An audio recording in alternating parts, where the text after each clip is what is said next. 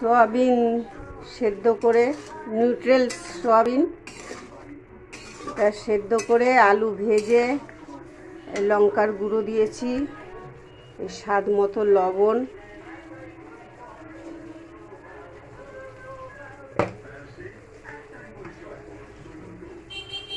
হলুদ, আদা জিরে পেঁয়াজ রসুন দিয়ে এই সোয়াবিনের তরকারি হচ্ছে।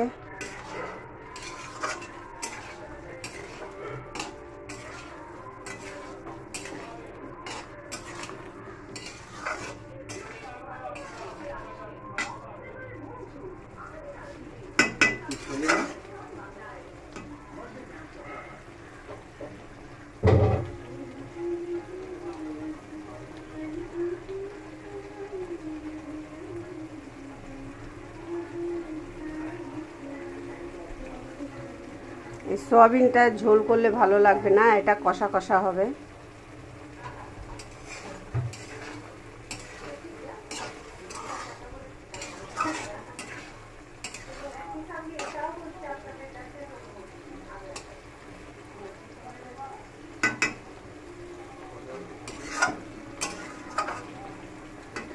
দেখুন মশলা কষানো হয়ে গেছে।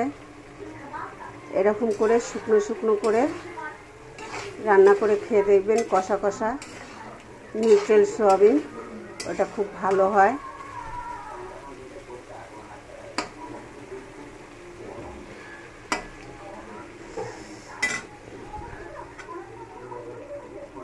হ্যাঁ, আলু সেদ্ধ হয়ে গেছে,